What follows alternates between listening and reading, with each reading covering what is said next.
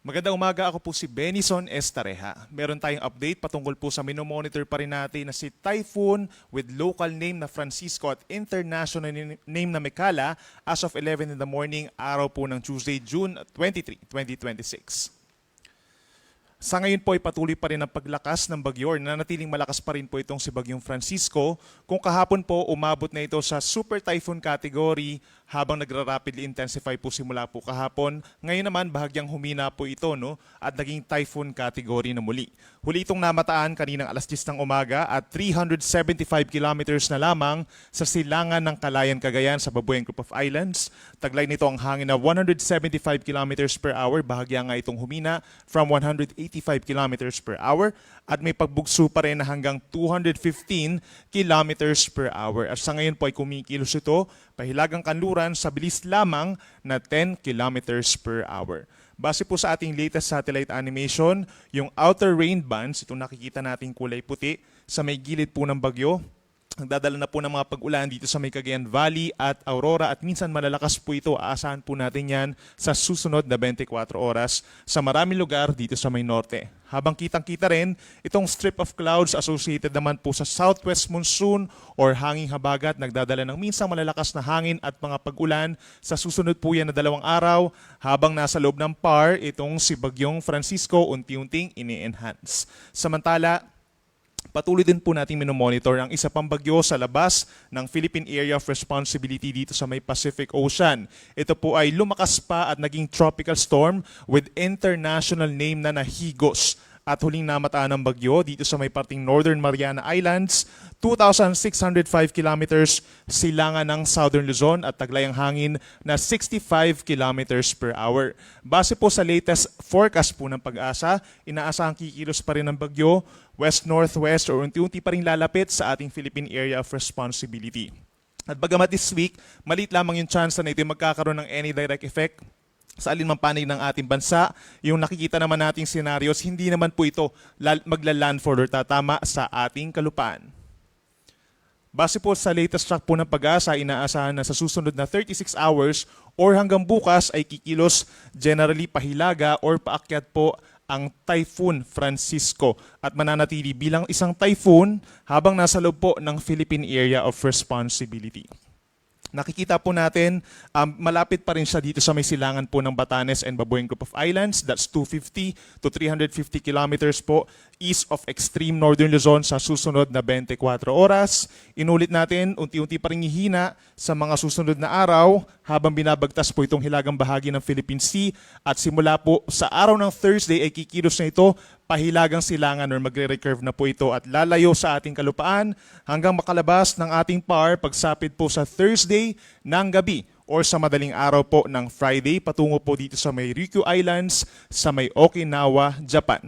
Kitang-kita rin dito sa ating latest track yung tinatawag natin na malalakas po na hangin, yung radius ng malakas na hangin ng bagyo. Nasa around 360 kilometers po mula po dun sa sentro. So kitang-kita na nahagip pa rin yung ilang areas dito sa may Batanes at Cagayan. Sa susunod po yan na 24 oras. Kaya naman sa ngayon po nakataas ang tropical cyclone wind signal number 1 dito sa lalawigan ng Batanes at sa northeastern portion ng Cagayan, kabilang na po ang eastern portion of Babuyan Islands. Makakaranas pa rin po ng mga pabugso-bugsong hangin ngayon at bukas ang mga nabanggit na lugar at pag meron tayong wind signal po, automatically suspended ang sea travel for all types of sea vessels. Bukod po kay Bagyong Francisco, yung magdadala po ng malakas na hangin sa ating bansa, ayun pa rin southwest monsoon or hanging habagat. At ngayong araw, marami lugar po, hindi lang dito sa may Luzon, down to Mindanao, possible din po yung pabugso-bugsong hangin. Most of Luzon, ganyan din ang buong Visayas, Zamboanga Peninsula, Northern Mindanao, Surigao del Norte, Dinagat Islands, Davao Occidental at Davao Oriental, pabugso-bugso ang hangin ngayong araw. Pagsapit bukas, most of Luzon pa rin ng Visayas, meron mga strong to gale force na mga gustines, gayon din ang Misamis Occidental, Lanao del Norte, Camiguin, Dinagat Islands, Davao Occidental and Davao Oriental. Again, hindi po ito direktang epekto ng bagyo, lalo na dito sa may Visayas and Mindanao, ito po ay dahil sa hanging habagat. At para naman sa impacts ng ulan sa susunod na 3 araw, apart from Bagyong Francisco sa may norte, makakaranas din po ng minsan malalakas na mga pag-ulan pa rin ang ilang bahagi ng ating bansa. Yan po ay dahil sa southwest monsoon. Simula po ngayon hanggang bukas ng tanghali, ito nga yung time kung saan pinakamalapit ang bagyo dito sa may extreme northern Luzon. Kaya yung Batanes and Cagayan, posible po magkaroon ng ulan na hanggang 100 millimeters in a span of 24 hours.